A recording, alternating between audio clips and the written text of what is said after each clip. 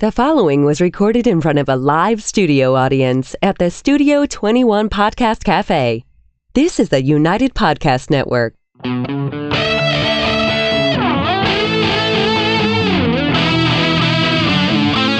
Welcome to Dueling Comedians, where two comedians clash to see whose comedy kills and who gets killed. Figuratively speaking, of course. All this to determine who claims the coveted Dueling Comedians Trophy. This is Dueling Comedians. We here at Dueling Comedians understand that you have any number of ways to waste your time, and we couldn't be happier if you pick us to do that with. I'm Tony V. This is Dueling Comedians. To my right, your left, is Josh Day. We'll talk to him in 1 second. Very fine and talented comedian. Josh, I don't know if you know this. You're here to vie for the coveted trophy, the Dueling Comedians Trophy. I've watched 100% acrylic. I want that, and I want that bad. It won't chip any furniture. We have all kinds of new products here, too, at Dueling Comedians. Like what? We have this is the humidor. With the button on it, of course. Then we have new stickers. So if you don't win the trophy, you can go home with a sticker, like you did good in school or something like that. And now, just brand new, we have 8x10s of me in a snowstorm. So please, I will autograph these for you and send them right along. Now, we actually have 8x10s. That was a little gag. There we go. Here it is right here. That's the actual 8x10. The other thing was the cardboard that came around the 8x10. So that's it. That's all we have time for. Thanks for tuning in. See you guys. All right. Thanks for coming in, Josh. Great to be here. Appreciate it. Tell us a little bit about yourself. You one of the younger guys that I have gravitated to. I find your humor very endearing and provocative, and you, which I that's how I judge a good comedian. It seems to be from the heart more than anything else. Thank you. Yeah, you've been very supportive, and I appreciate that very much. Yeah, it's what we do. Call me young is weird. I'm 40 years old. I know, but to me, everybody's young. You know what I mean? True. Like I am. That makes sense. I am old. You know what I mean? I'm not even pretend old. Like, I love comedians who get on stage and go, I just turned 37. I'm so old.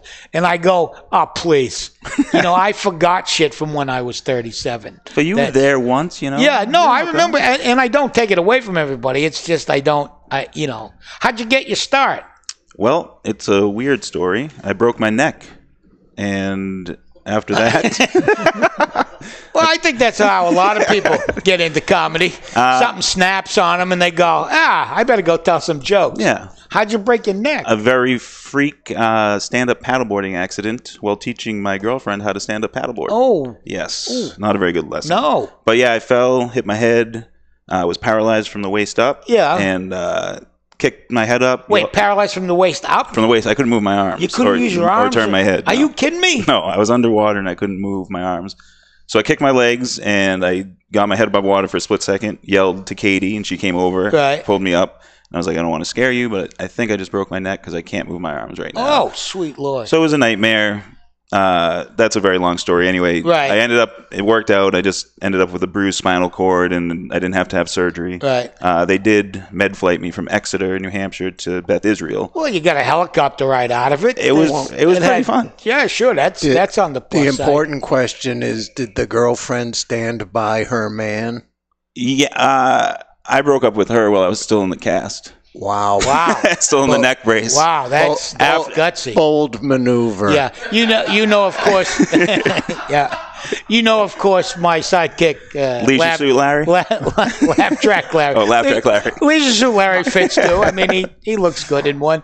Nice to meet you, Larry. Yeah, he'll jump in like that because he's a little feisty. Oh, hey. You know what I mean? I don't want to make Larry mad. I'm fired up today. Yeah, he's been into the coffee again. I don't know what he does before the show, but it's awful. I saw him doing a whole bunch of cocaine. Yeah, he does blow out of, like like by the ton. He doesn't even cut lines. He's like. I've said it before. That was the 1980s. You no longer do it. No, he's just still high from that. I like the weeds now. Okay. So we should talk after the show. Yeah, I think you and Josh should get along. You just get fine. it over the store. That story of the paddleboarding, neck injury is also not a very promising story for anyone who wants to get into stand-up paddleboarding. No, it's a. You know what I mean? It's like it's a pretty innocuous thing to do, but I made it very terrifying. You would think, you got a sliver of foam on 2/3 of the world's surface, right? To hit anything that could hurt you. Take some doing. And I didn't even hit anything. I just was messing around and fell off. Right. But did you hit the bottom? Or I hit my head on the ocean floor. We were in very shallow water. Apparently. It was 6 leagues deep. Sure. You might want to go out to the Marianas Trench the next time. You'd have to fall about 1.5 miles to hit something. Well, the other part of it is my family owns the surf shop, and that's where I got the paddleboard from. So it wasn't great advertising for my family. Cinnamon Rainbow Surf Shop in Hampton, New Hampshire. Yeah. I have boogie boards from you people. Oh, do you really? I love you. What do you mean, you people? You people. Listen, I'm from Charlestown, Massachusetts. If I you people you're a you people. Gotcha. You know what I mean? Which I think is the best way to dismiss anybody. Because now you've just lumped everyone in. Yeah. With everyone. It's like, hey, you people, get out of here. When you people moved in, that's when everything went wrong. Yeah, Hampton Beach just was fried dough in a casino, and then you people moved in with your paddle boards, and now people are breaking necks. It's true. I'm sorry. Right. Yeah. But I didn't know. I was just saying I didn't know your family owned Cinnamon Rainbow. Yeah. Dave Cropper's my brother-in-law, and Heather's my sister. Oh, that's the nice. Owners. Yeah. Very nice people. Yeah. So I work there on and on. It's kind of like my part-time thing to keep the comedy going. Right. Do you currently work there now? In a sense, like I work there through the summer, like doing warehouse stuff. Right. So right now I'm not. They don't let you deal with the people. They used to, but I'm not allowed in the shop anymore. Unless I just drop something off and take something There's back. the Josh rule now. Exactly. Right. And so then what was the? So fast forwarding broken ahead. Neck. It was like 6 or 8 weeks later. I was still going through physical therapy. I got mobility back, I should say, after about 24 hours. Good. It wasn't long because it was just a bruised spinal cord. Right. And then your buddy Jimmy Dunn reached out to me. Yeah, good friend of mine. I had seen him do comedy a bunch, and he's friends with Dave, my brother-in-law. Oh yeah, he hooked me up with the boogie board. Yeah. So he reached out, and I had seen him. I've seen Kenny, who's coming up here soon, and seen you with him, and Don Gavin. He'd taken me all these shows, so I got really into comedy, and I was scared to do it. And then I broke my neck and almost died or was paralyzed. Right. And he called me and said, "So you almost just died. You still scared to get on stage?" And I was like, yes, I am. Not gonna get But he put me in the contact with Tim Farrell up in Portland, Maine. Portland, Maine, yeah. And he runs Tim Farrell, check him out. He runs a great comedy class. So I took that. Nice. And then my first open mic was the Winter Circle that Dave Rattigan runs. Okay, yeah. Another fine show. Now, is there any comedy in Maine still? Yeah, it's actually, there's a lot going on up in Portland right now. Yeah. I actually have a show at One Longfellow Square tonight with Shane Moss. We don't know when this is running, so it won't be tonight. 2 months ago. You probably saw him.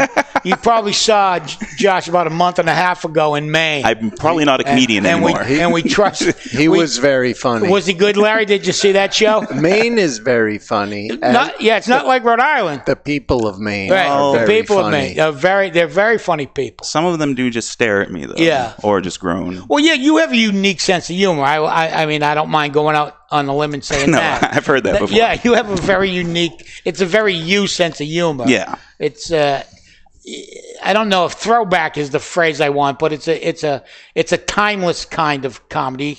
Well, I just like jokes. You like jokes. Yeah. And the younger people, and I'm putting younger. I'll take it. Now. I'm going to take it. Right. I mean, take whatever I can get. If I'm old enough to be your dad, you get to be young to me. Right. That's just the way things work, right?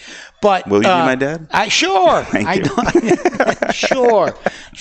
Don't just come tell over Gus. the house. I won't, my son Gus would not be happy about that. Oh, he might. He likes you too. So nice. It's all fine. Congrats on his win. Thank you. My son won MVP at the college competition recently out of 19 I saw that. different groups. Very so cool. Very. I'm all, as I say, and I've said this a million times, always proud of my kids. This time I'm happy for them. Nice. You know what I mean? Yeah. Like, I mean, it's just good to see. Yeah, it's good to see, and he's getting confident. And that's well, as we know, comedy's a nightmare. So. It is. It is. Yeah, right. And there's got to be something wrong with you, to do it. Right. So tell people quickly how we get a hold of you. Just at Josh Day Comedy on all different platforms, and then I run the Stone Church Comedy Series in Newmarket, New Hampshire, and that's every third Saturday of every month. Beautiful. Yeah. And if you're hearing music, one of two things is going to happen. We have to go to a break, or you need to go get something checked. This is David Garofalo, and you've heard me say it over and over again for many years. Please support your local cigar retailer. And I mean it. If you don't buy from them, they will go away, and then what? There'll be no place to go. That being said, sometimes you're far away from any cigar shops or a place that doesn't carry the stuff you've been hearing about and you want to try it. That's where twoguyscigars.com comes in. It's the number twoguyscigars.com. And unlike most online cigar shops, at twoguyscigars.com, you can buy a single cigar of whatever you want. You don't have to buy boxes or even 5-packs and suffer through cigars you might not even like. One of this and one of that is acceptable, appreciated, and commonplace at twoguyscigars.com. That's the number 2guyscigars.com. Thank you for your business.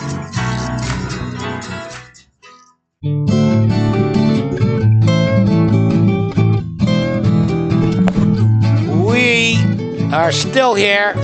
We're not going anywhere. You can get all the petitions you want. You can call any politician. They can't do anything about it because the interweb is still free. Right? Right. So we can do anything we want. I think. I don't know. I pay for Wi-Fi. But. Why?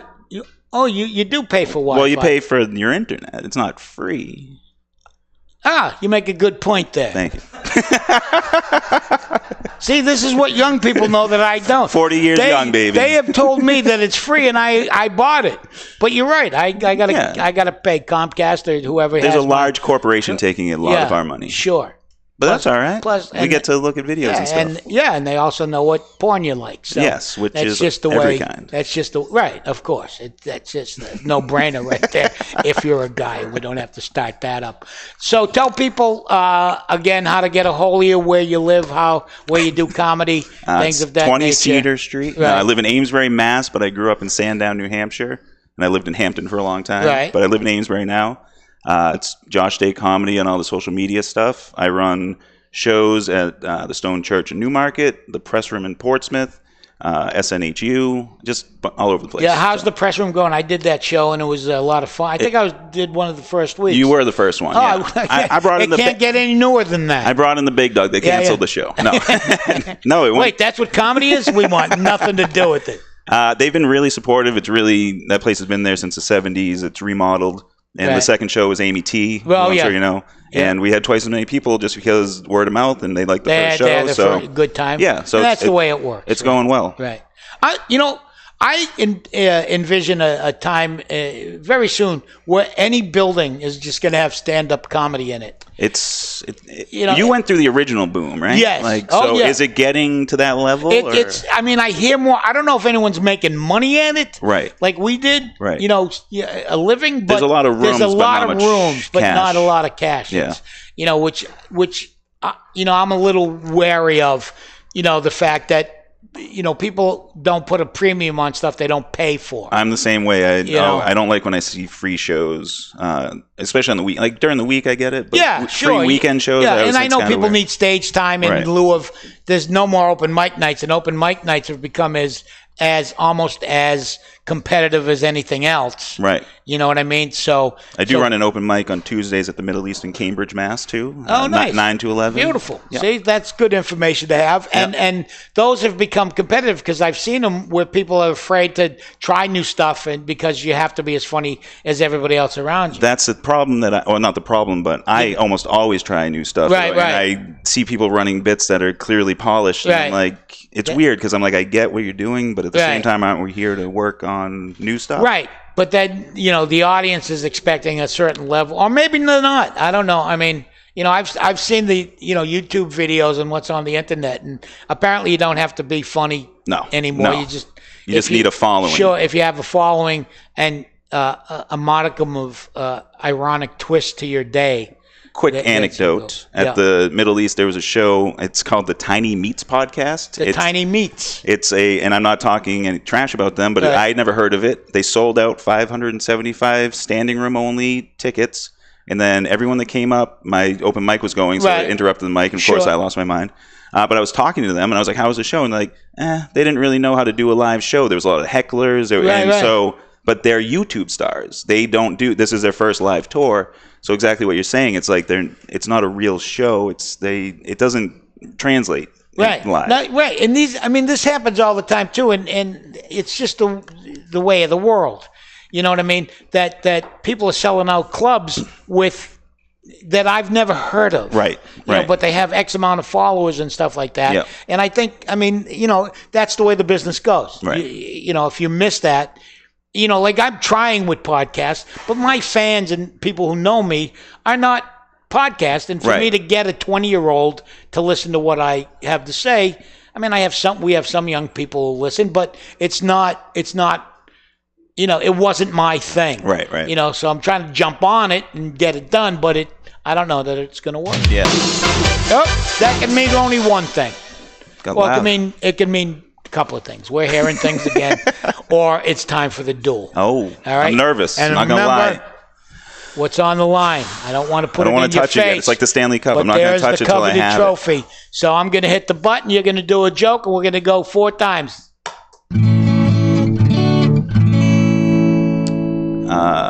I recently asked my girlfriend the big question. I said, Sarah, do you still have that really good health insurance through your work? She said, yes. I said, will you marry me? But my buddy Mike said, it's 3 months' salary for an engagement ring. And I was like, I'm not giving that broad $148.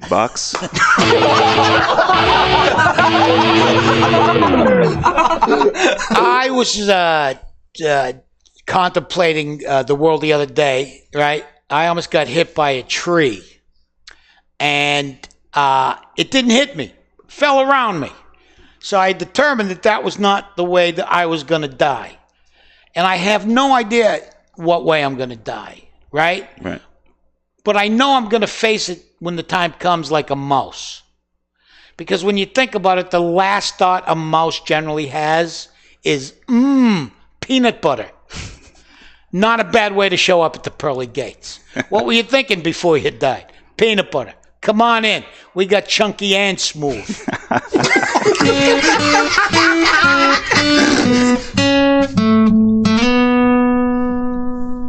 I wrote a movie script about the time before porcupines existed. It's a prequel. I wrote another one about a porcupine that can swim in the ocean. It's a sequel. Eventually it's going to be a quilogy. Thanks for sticking with me through that joke. I felt like a little bit of a prick telling it.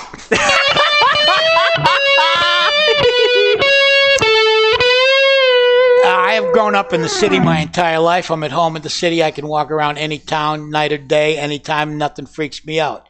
You put me in the woods and it's a whole nother story. I hear a twig snap and I run. I don't know what it could be. And when you go to the woods, people are always asking you if you want to see animals. I do not. I've seen them. They go, well, don't you want to see a moose? I go, no. I know what one looks like. They go, but you'll be in nature. I go, how do I know I don't bump into the moose that has snapped? Like not a minute before I come doping along, he's going to his moose buddies. Nah, I don't care. Some of them got cameras, some got guns. We're bigger. I'm killing one of them.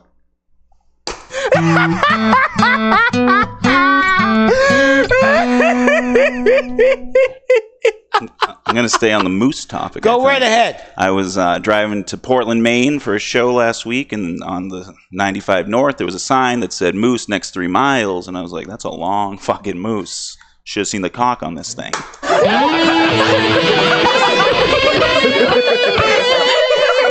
Driving that same stretch of road of 95, going up toward Maine, I noticed somewhere between exits 11 and 19, and I don't know how they got their numbers, there's a cemetery right on the side of the road. There's not a fence. There's Breakdown Lane and Cemetery. I can't imagine that was anybody's last request. Listen, didn't have much of a life. When I'm done, just throw me by the side of the road and let 18-wheelers go by and rattle my bones for eternity. How do you even visit people there? You just go in 75. I love you, Dad. I miss you. We'll be back. And you're going to go up to the next turn and come back and go around again. Maybe there's just a bus accident there, and they just left everyone there. Like, this is good. Bonus joke. So this is the last joke, right? Yeah, this is it. Make it good. It's going to be tough to top Moosecock, but go ahead. Well, that was a rooster. You guys have dirty minds. I am engaged, like I said, but my last girlfriend broke up with me. She said, "Josh, you're ignorant and misogynistic." And I was like, "Bitch, I don't even know what that means."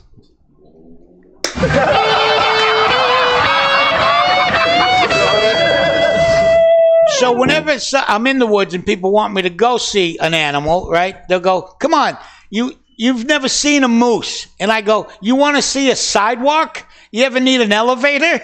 There's a lot of shit you haven't seen either. I don't drag you into my life and go, "Hey, look, a truck."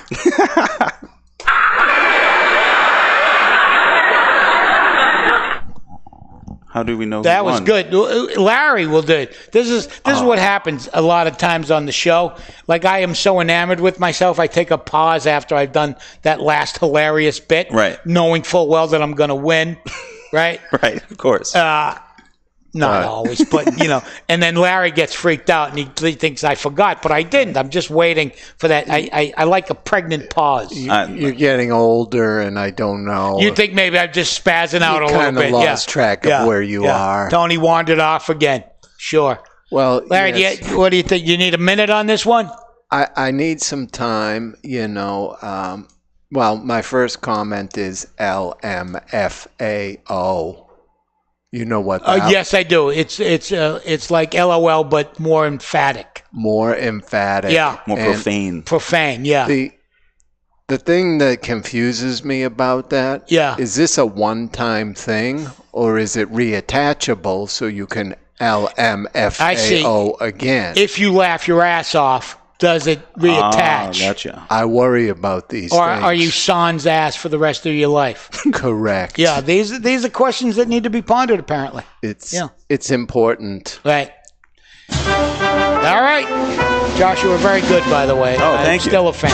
Thank you. I don't know what's going to happen, but I'm just saying in advance of everything. Well, you were good, too. I must say I'm a big fan of moose humor. It's funny. Yeah, it is. It's out there, yeah. But this may be the closest one yet. Really? Oh, baby. Yeah. But I still lost, huh? No, we don't know. Please. Josh, I'm afraid you did lose. It was very close. How close? Within half a point on my secret system. About a half a moose cock. Well, that's a lot. I can't argue. And champion is Tony V. I retain. Congratulations. Great Josh, job. Regardless of this foolishness, I went a little funny dirty. Man. Maybe. Yeah, it's all right. But you do go home with a sticker. Very nice. Right? A nice sticker. Right? You have that. Take that one for your friend. Thank you. And stay off of stand-up paddle boards. Dueling comedians. No one can ever take that away from you. Never. Right. All right, we're going to keep doing this as long as they let us. You can find us wherever fine podcasts are sold. Find us at the UPN Network. And thanks for listening. I'm Tony V. That's Josh Day. Bye-bye. See ya.